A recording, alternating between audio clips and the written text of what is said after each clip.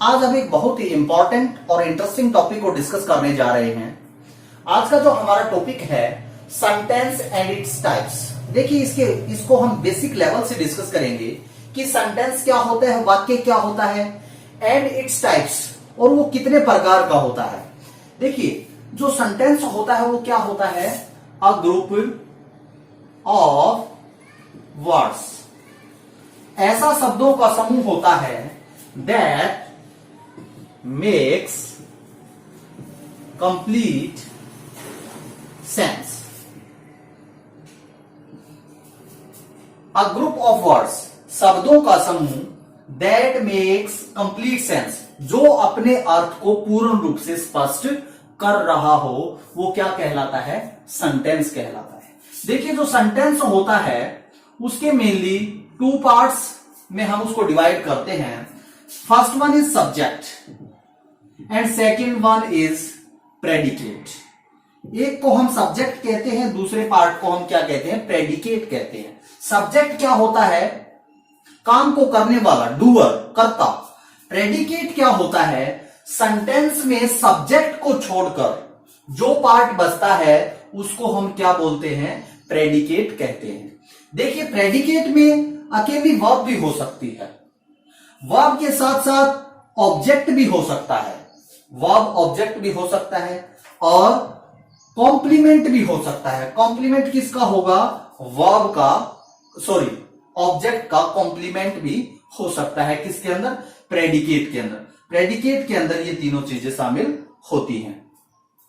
देखिए हम एक सेंटेंस लेते हैं, Ram is a good boy. Ram एक अच्छा लड़का है। राम यहां पर सब्जेक्ट है, रिमेनिंग पार्ट क्या बचता है, इसको हम प्रेडिकेट कहेंगे।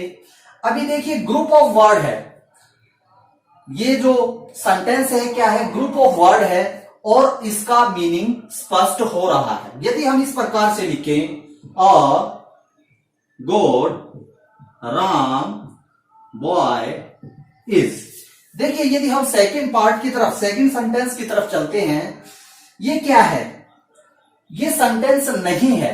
क्यों नहीं है, क्योंकि ग्रुप ऑफ वर्ड्स तो है, शब्दों का समूह है, a good Ram boy is, लेकिन अपने मीनिंग को ये कंप्लीट नहीं कर रहा, इसका कोई भी मीनिंग नहीं निकल रहा, इसकी अरेंजमेंट ठीक नहीं है।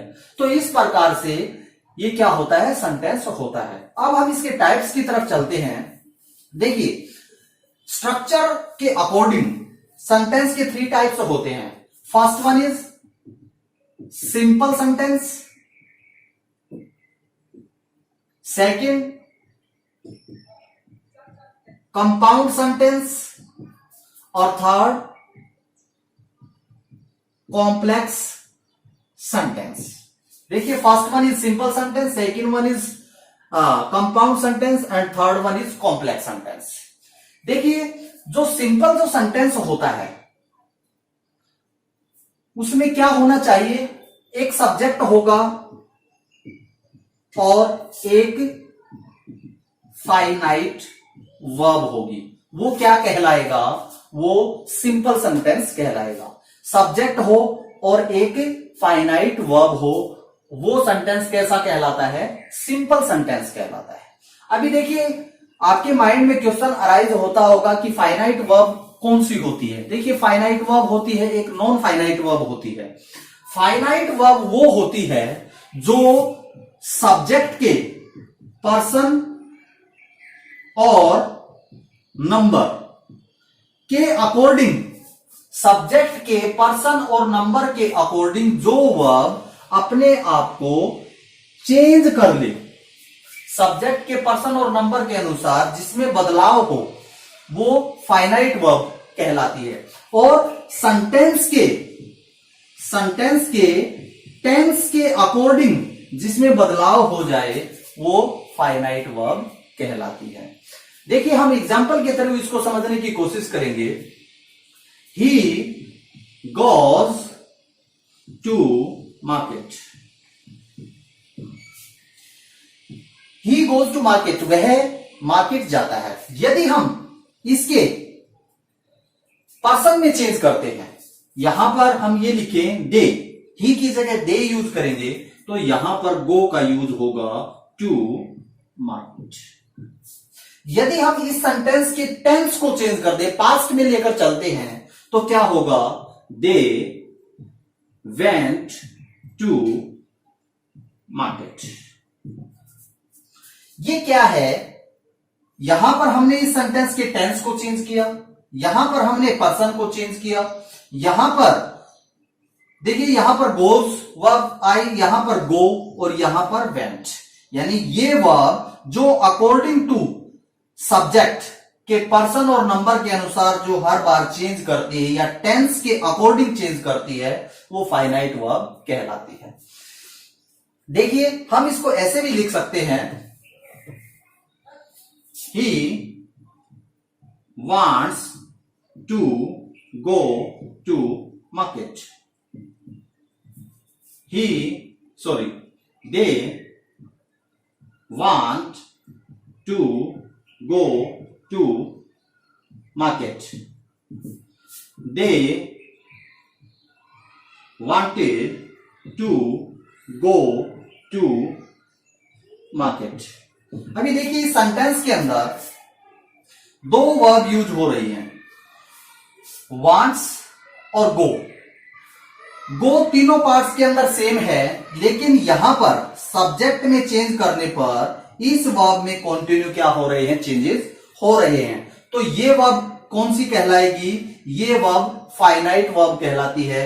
और ये वर्ब जिसमें कोई भी चेंज नहीं हो रहा, किसी भी प्रकार का सब्जेक्ट में चेंज करने पर, तो क्या कहलाता है, वो नॉन फाइनाइट वर्ब कहलाती है। देखिए, जो सिंपल जो सेंटेंस होता है उसमें सिंगल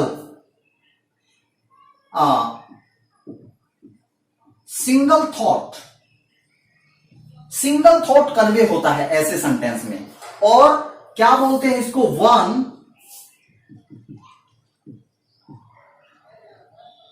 इंडिपेंडेंट सेंटेंस होता है। ये क्या होता है, ये इंडिपेंडेंट सेंटेंस होता है, यानी अपने अर्थ को स्पष्ट करने के लिए किसी दूसरे सेंटेंस या दूसरे पार्ट पर डिपेंड ये नहीं करता और सिंगल थॉट को ही कन्वे करता है। ऐसा सेंटेंस सिंपल सेंटेंस कहलाता है। देखिए, हम नेक्स्ट पार्ट की तरफ बढ़ते हैं, कंपाउंड सेंटेंस। कंपाउंड का मतलब क्या होता है, कॉम्बिनेशन, जो कॉम्बिनेशन से बने। देखिए, कंपाउंड सेंटेंस कौन सा होता है, जब टू और मोर इंडिपेंडेंट क्लाउड्स। देखिए, दो या दो से अधिक इंडिपेंडेंट क्लाउड्स, इंडिपेंडेंट को हम प्रिंसिपल क्लाउड भी बोल सकते हैं। जब दो या दो से अधिक इंडिपेंडेंट क्लाउड्स जुड़े हुए हों, किससे, कोऑर्डिनेट कंजंक्शन से। किससे जुड़े हुए, कोऑर्डिनेट कंजंक्शन से। दोनों के दोनों जो क्लाउज है वो कैसे होने चाहिए, इंडिपेंडेंट या प्रिंसिपल क्लाउज वो होना चाहिए। इंडिपेंडेंट क्या होता है, जो अपने अर्थ को स्पष्ट करने के लिए दूसरे के ऊपर डिपेंड ना हो। कोऑर्डिनेट कंजंक्शन कौन सी होती है, FANBOYS, fan boys, for, and, nor, but, or, yet, so. इस प्रकार से ये जो कंजंक्शन होती हैं, F for, A for and, N for nor, B for but, O for or, Y for yet, S for so. तो इस प्रकार से जब दो इंडिपेंडेंट क्लाउज इन कंजंक्शन से जुड़े हुए होंगे तो वो सेंटेंस कैसा होगा, वो सेंटेंस कंपाउंड सेंटेंस कहलाता है। देखिए, हम एग्जांपल के तौर पर इसको समझने की कोशिश करेंगे। He came and wrote a letter. देखिए, he came and wrote a letter. He came, जब हम सेंटेंस को इसको तोड़ेंगे, ही केम, एक सेंटेंस ये बनता है वह आया, यानी ये सेंटेंस कैसा है, इंडिपेंडेंट क्लाउज है। वह आया यानी वाक्य अधूरा नहीं है, अपने अर्थ को पूर्ण रूप से स्पष्ट कर रहा है। एंड कंजंक्शन से जुड़ा है, जो कि क्या है, कोऑर्डिनेट कंजंक्शन है। दूसरा पार्ट क्या है, रोट ए लेटर। देखिए यहां पर सब्जेक्ट नहीं लिखा हुआ, क्योंकि इस एक्शन का जो सब्जेक्ट है वो यही है। जब दो कॉमन चीजें होंगी तो हम उसको एक ही बार लिखेंगे। ही रोट अ लेटर, उसने एक पत्र लिखा, ये भी क्या है, इंडिपेंडेंट क्लाउज है। तो इस प्रकार से दो या दो से अधिक इंडिपेंडेंट क्लाउज जब कोऑर्डिनेट कंजंक्शन से जुड़े हुए होंगे तो वो सेंटेंस क्या कहलाएगा, कंपाउंड सेंटेंस कहलाएगा। देखिए और भी एग्जांपल हम देखते हैं इसके, ताकि अच्छे से क्लियर हो जाए। He worked hard but failed. देखिए पहले हम सेंटेंस को तोड़ते हैं, दो एक्शन दिए गए हैं, he worked hard but failed. First one is क्या है, कोऑर्डिनेट कंजंक्शन से ये सेंटेंस जुड़ा हुआ है। First part, he worked hard, उसने कठिन मेहनत की, ये भी क्या है, इंडिपेंडेंट क्लाउज है, यानी अपने अर्थ को स्पष्ट करने के लिए किसी दूसरे पार्ट के ऊपर डिपेंड नहीं कर रहा। फेल्ड, फेल्ड कौन हुआ, फेल कौन हुआ, यही हुआ, ही फेल्ड, वह फेल हुआ, यानी ये भी क्या है, इंडिपेंडेंट क्लाउज है, जो कि कंजंक्शन बट से जुड़ा हुआ है। तो हम इस सेंटेंस को क्या कहेंगे, कंपाउंड सेंटेंस कहेंगे। देखिए यदि हम नेक्स्ट पार्ट की तरफ चलते हैं, और जो कंपाउंड जो सेंटेंस होता है, two ideas of equal rank, या हम कह सकते हैं सिग्निफिकेंस, दो या दो से अधिक आइडियाज दिए गए होते हैं कंपाउंड सेंटेंस में, और किसके, ऑफ इक्वल रैंक या सिग्निफिकेंस, जिनका महत्व इक्वल होता है, समान होता है, यानी किसी दूसरे के ऊपर वो डिपेंड नहीं करते। ऐसा क्या कहलाता है सेंटेंस, कंपाउंड सेंटेंस कहलाता है। नेक्स्ट पार्ट की तरफ हम चलते हैं, कॉम्प्लेक्स सेंटेंस। कॉम्प्लेक्स सेंटेंस क्या होता है, कॉम्प्लेक्स सेंटेंस एक ऐसा सेंटेंस होता है जिसमें वन प्रिंसिपल क्लॉज, प्रिंसिपल कह सकते हैं या इंडिपेंडेंट क्लाउज हो। एक तो प्रिंसिपल क्लाउज हो, यानी एक पार्ट ऐसा हो जो अपने अर्थ को स्पष्ट करने के लिए दूसरे पार्ट पर डिपेंड ना करता हो, और इसमें क्या हो, two one and more than one subordinate clause, क्या हो, one and more than one, एक या एक से ज्यादा क्या हो, सुबॉर्डिनेट क्लाउज हो, तो वो क्या कहलाता है, वो कॉम्प्लेक्स सेंटेंस कहलाता है। और इससे रिलेटेड फैक्ट और क्या है कि सुबॉर्डिनेट क्लाउज और प्रिंसिपल क्लाउज जो जुड़ते हैं वो किससे जुड़े हुए होने चाहिए, सुबॉर्डिनेट कंजंक्शन से जुड़े हुए होने चाहिए। देखिए जो कंपाउंड जो सेंटेंस होता है वो कोऑर्डिनेट कंजंक्शन से जुड़ा हुआ होता है, जो कॉम्प्लेक्स जो सेंटेंस होता है वो सुबॉर्डिनेट कंजंक्शन से जुड़ा हुआ होता है। सुबॉर्डिनेट कंजंक्शन कौन सी होती है, after, before, because, as if, that, lest, unless, till, what, why, where, how, how, which, ये क्या होती हैं?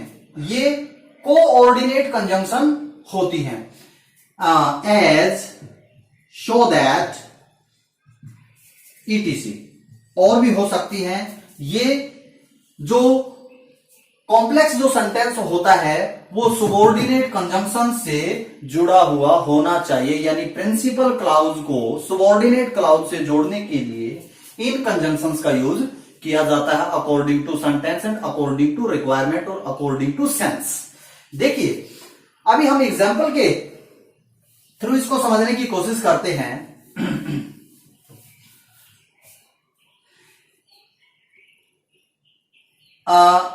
Ram is happy because he passed the examination। देखिए सेंटेंस को देखिए, राम इज हैप्पी, राम खुश है, बिकॉज क्या है? सुबॉर्डिनेट कंजंक्शन है। क्या है? सुबॉर्डिनेट कंजंक्शन है, और सुबॉर्डिनेट कंजंक्शन से जो पार्ट जुड़ा हुआ होगा वो सुबॉर्डिनेट क्लाउज कहलाएगा। ये पार्ट प्रिंसिपल क्लाउज है। Because he pass the examination, इस पार्ट को अपने अर्थ को स्पष्ट करने के लिए किसका होना जरूरी है? इसके साथ प्रिंसिपल क्लाउज का होना जरूरी है, नहीं तो ये अपने अर्थ को स्पष्ट नहीं कर पा रहा। देखिए, he will pass if he works hard. He will pass, वह पास होगा। देखिए सुबॉर्डिनेट कंजंक्शन है, सुबॉर्डिनेट क्लाउज कहलाएगा। सुबॉर्डिनेट कंजंक्शन से जुड़ा हुआ पार्ट है ये। इस सुबॉर्डिनेट क्लाउज और प्रिंसिपल क्लाउज को ये कंजंक्शन क्या कर रही है? कंबाइन कर रही है, जोड़ रही है। तो ये प्रिंसिपल क्लाउज होगा और ये सुबॉर्डिनेट क्लाउज होगा। और ऐसा सेंटेंस जिसमें सुबॉर्डिनेट क्लाउज हो और प्रिंसिपल क्लाउज हो और सुबॉर्डिनेट कंजंक्शन से जुड़ा हुआ हो, वो सेंटेंस कैसा कहलाता है? वो कॉम्प्लेक्स सेंटेंस कहलाता है। देखिए इसके अंदर कॉम्प्लेक्स सेंटेंस में दो या दो से अधिक आइडियाज दिए गए होते हैं। दो या दो से अधिक आइडियाज दिए गए होते हैं। एक आइडिया उनमें से बहुत ही ज्यादा इंपॉर्टेंट होता है और दूसरे जो आइडियाज हैं वो पहले की बजाय कम इंपॉर्टेंट होता है। यानी जो महत्वपूर्ण होता है वो कौन होता है? वो प्रिंसिपल क्लाउज होता है। प्रिंसिपल क्लाउज को बताने वाला जो आइडिया होता है वो होता है, और जो लेस इंपॉर्टेंट होता है वो सुबॉर्डिनेट क्लाउज होता है। तो इस प्रकार से हमारा आज का छोटा सा टॉपिक था। उम्मीद है आपको अच्छे से क्लियर हुआ होगा। Thank you, bye.